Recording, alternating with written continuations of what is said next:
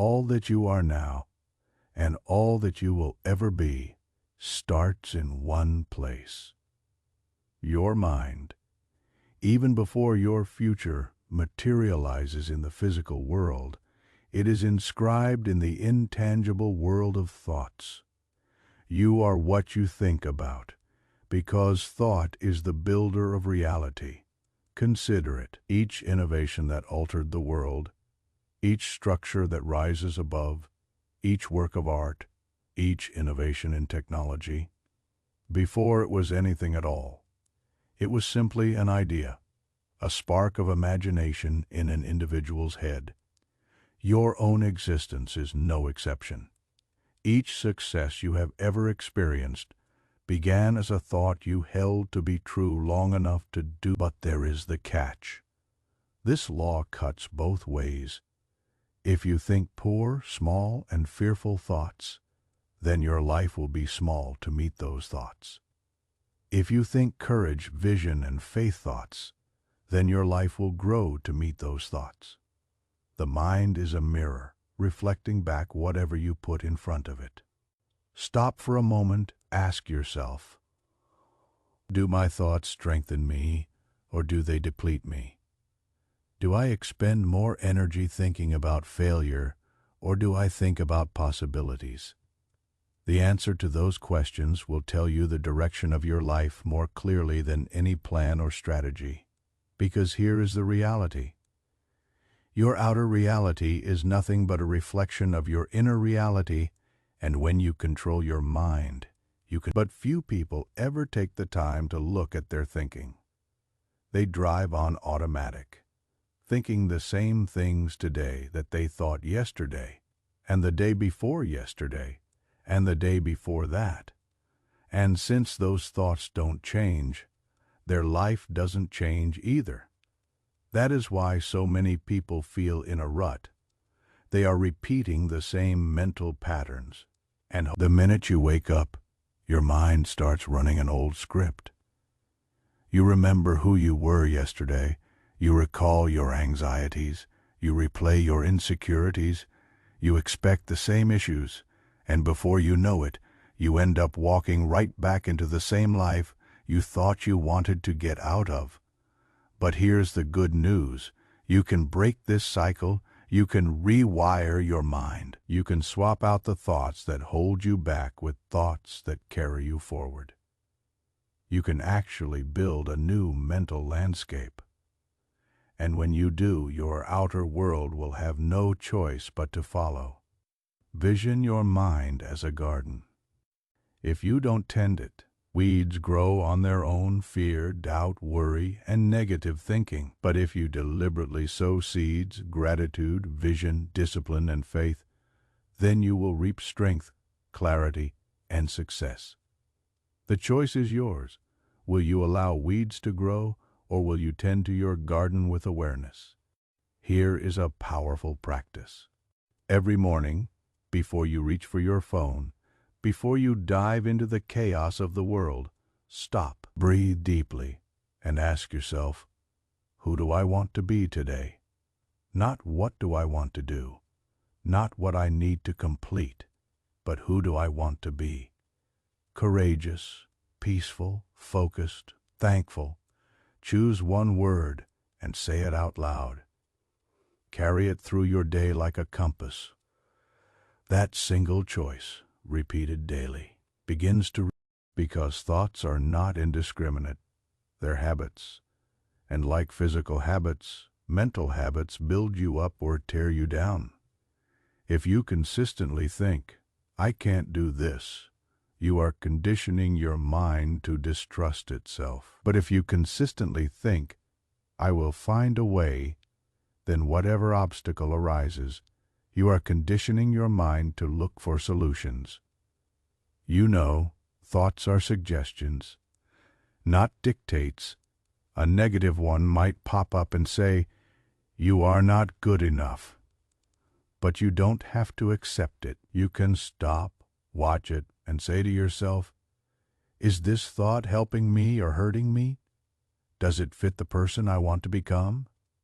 If the answer is no, then let it go. Put in its place a thought that gives you strength. I am growing.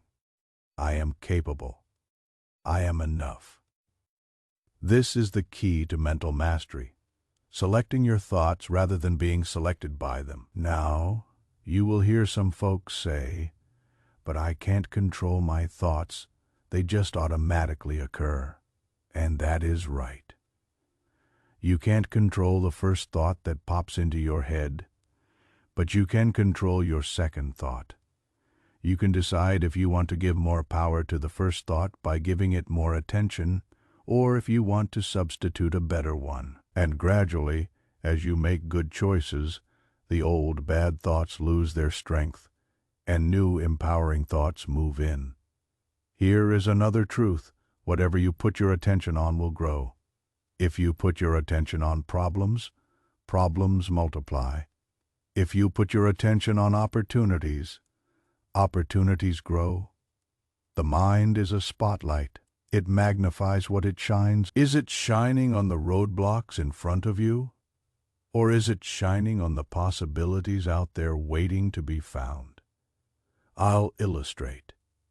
Two people face the same setback. One says, "This always happens to me. I'm doomed to fail." The other says, "This is tough, but I'll learn something valuable here." Same situation, different thought pattern. The first person sinks deeper into frustration.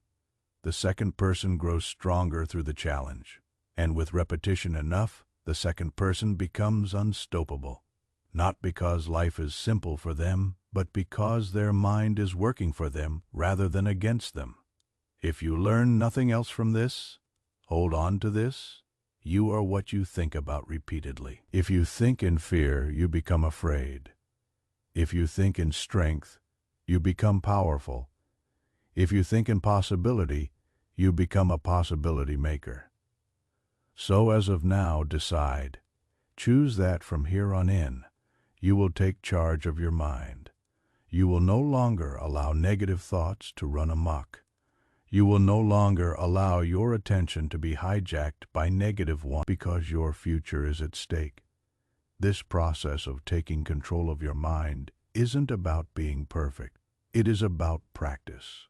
And all practices start with one simple step: awareness. Pay attention to your thoughts, pay attention to the patterns, and when you find yourself thinking small, thinking fearful, thinking defeated, stop, and then make another choice. And each time, and if you desire a new life, it starts with a new thought. Now that you know the starting point, that you become what you think, it is time to dig deeper, because knowing this truth will not suffice. You have to learn to live it, breathe it, and practice it every day. Let's start with a basic but potent concept. Your mind accepts. If you keep reminding yourself, "I am unlucky," your brain starts looking for evidence of bad luck. If you remind yourself, "I am awful at relationships," your mind starts paying attention to all failures and disregarding all successes. But if you begin reminding yourself, "I can grow, I am deserving of love, I am learning daily," your brain will change its filter. It will start looking at the world for evidence that proves those things. This is the way the brain operates. It is like a search engine. Whatever you put into it, it provides output. Plug in, "I am powerless," and you get plug in, "I am resourceful," and opportunities start emerging. The opportunities were always present, but your thoughts decide whether or not you see them. Consider the last time you wished to purchase a particular car, or perhaps a particular pair of shoes. All of a sudden, you were seeing them everywhere. Did the world suddenly make more of them? No, they were there all along, but your focus was attuned. That is how your mind works. It is paying attention to what you focus on most. And here is something that is really powerful. The narrative you tell yourself becomes the life you lead. If your inner narrative is, "I am not clever enough. I always get it wrong. No one respects me," then you will live little, behave little, and bring small outcomes. But if your inner narrative is, "I am learning every day. Failure is feedback. I deserve respect because I respect myself," then you will live with courage, make big moves, and bring opportunities toward you. So ask yourself now, what is the narrative I've been telling myself? A narrative of weakness or of strength, of limitation or of possibility? And most critically, am I willing to rewrite that narrative? Here is an exercise you can attempt. Grab a blank sheet of paper and list one limiting belief you tend to tell yourself. Perhaps it is, "I am not disciplined." Perhaps it is, "I'll never be successful." Perhaps it is, "I don't deserve love." Put it on paper. Now, right below it, write the opposite thought. "I am learning discipline. I am deserving of success. I deserve love and give love freely." Then say that powerful statement out loud. Notice the change in your body. One thought weighs you down. The other picks you up. Which do you want to feed? Remember this, your mind is hearing. Every time you say something, even to yourself, it is an instruction. So take care with what you say. Say things as if you are living the life you desire, not the life you dread. And now let's discuss the power of visualization. All great athletes, all great performers, all great innovators, they rehearse in their mind first before they act in the real world. Muhammad Ali said, "I am the greatest. I said that even before I knew I was." He imagined himself winning much earlier than he ever entered the ring. And because he imagined it so clearly in his mind, he lived in such a manner as the same applies to you. If you desire something, visualize it first. Visualize yourself as a success. Visualize the feeling, the sounds, the sights, the sense of achievement.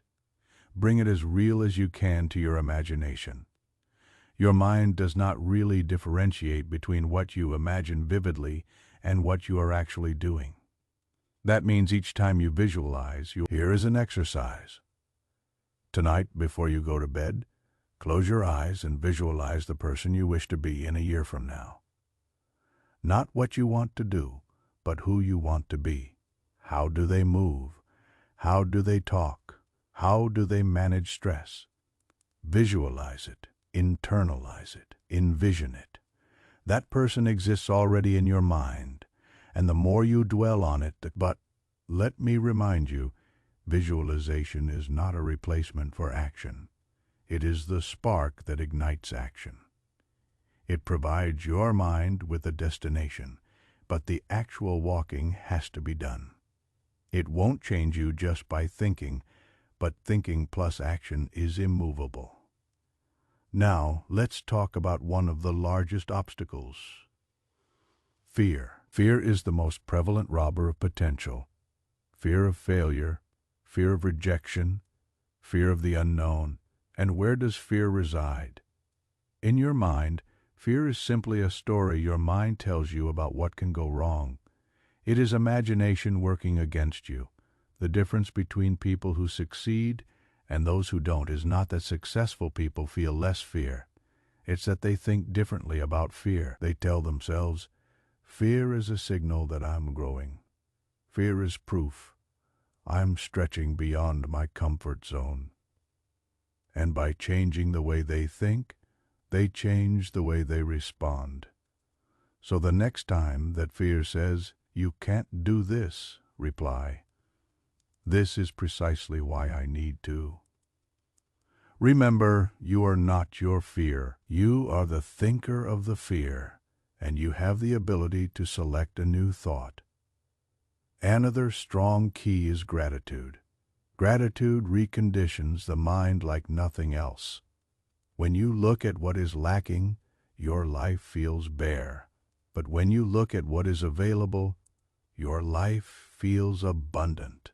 Gratitude is the great magnifier. It makes little. Give this a try.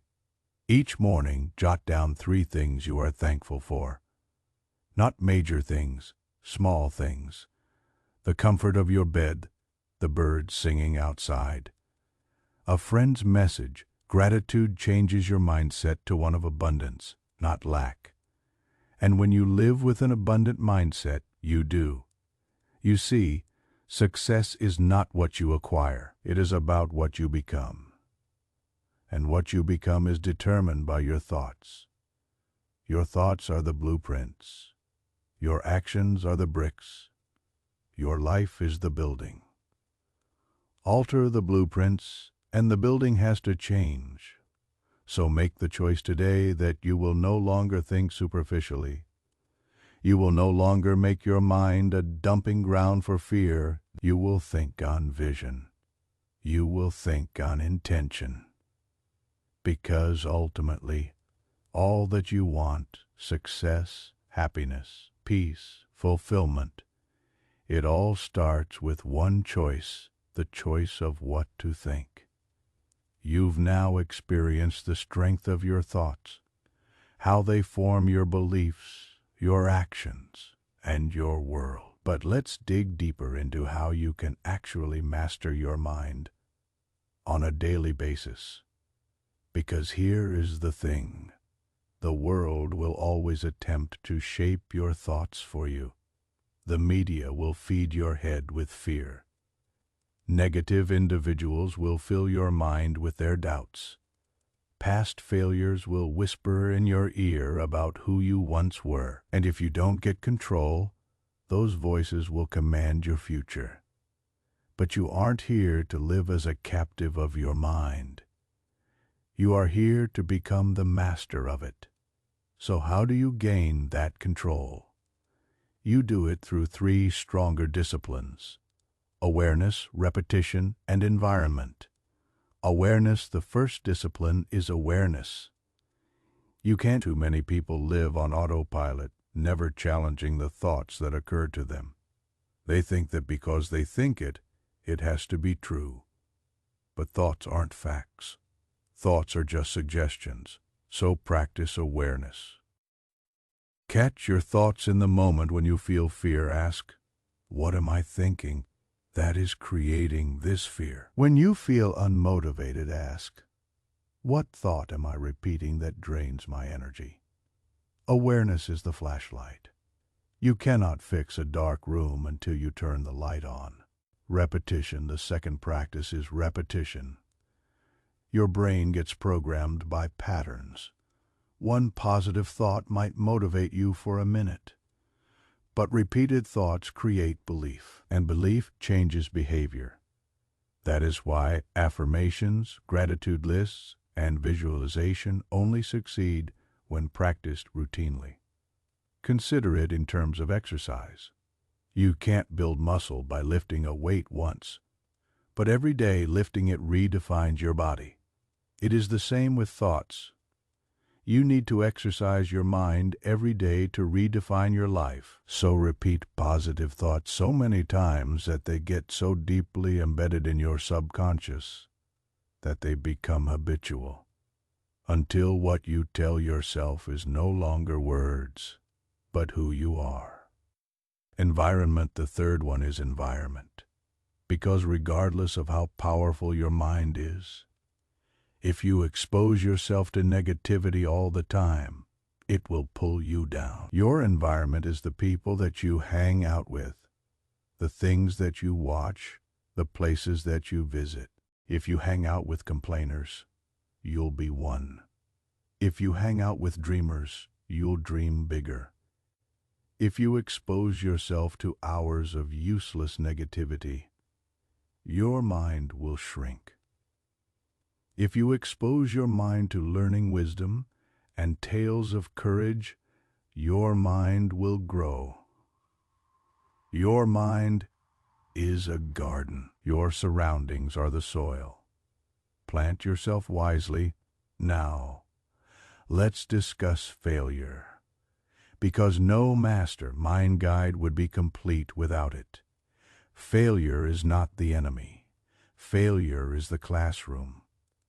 Every time you fail, life is teaching you, but most people don't hear the lesson because they are too busy repeating one poisonous thought: I am a failure. But pay attention. Failure is something that occurs, not something that defines you.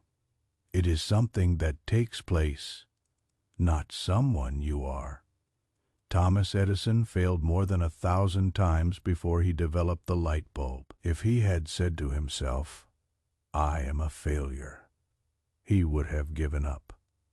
Rather, he stated, I have discovered 1,000 ways that don't work. Same things, different mindset, life, altering outcome. So the next time you trip, shift your inner voice. Instead of, why me? Say, what is this Instead of, this is the end, say, this is the start of a better me. Because every mishap holds within it the seeds of wisdom, and your mind are the waters that make the seeds grow. Let's take a break here for a moment. I want you to breathe deeply, in slowly, hold it, out. Now picture your future self, the one you envision 5 years from now. Visualize them clearly. Envision their life. Envision their confidence, their peace, their success, their joy. That version of you in the future is not constructed by accident. They are constructed by your thoughts now. Each thought is a brick. Each brick constructs the journey to that future. The question is, what kind of bricks are you laying down today? Are you building bricks of fear, doubt, and limitation, or bricks of growth, belief, and courage? Because whether you know it or not, you are constructing that future today in this moment with the thought you are thinking. As we close, I want to leave you with 3 affirmations. Repeat them with me, out loud if you can, or in your heart if you need to. I am the captain of my mind. I select powerful thoughts that determine my future. I become what I believe, and I believe in greatness. Say these every day. Say them until they become fact. Live them until they become you. And here you've learned that you are not a victim of fate. You are a builder of reality. That your thoughts are not gentle suggestions, but strong commands which form what you are becoming. That by altering your inner world, you can alter your outer world. You become what you think. That is the rule. That is the truth. That is your power. So from now on, protect your mind like the treasure it is. Nourish it with vision, with thanks, with bravery, with love. Be surrounded by people and places that raise you up. And when fear arrives, when doubt arrives, when failure arrives, remember, you are the thinker. You hold the pen. You determine the tale, and the tale you create becomes the life you live. This is your mind. This is your power, and this is your time.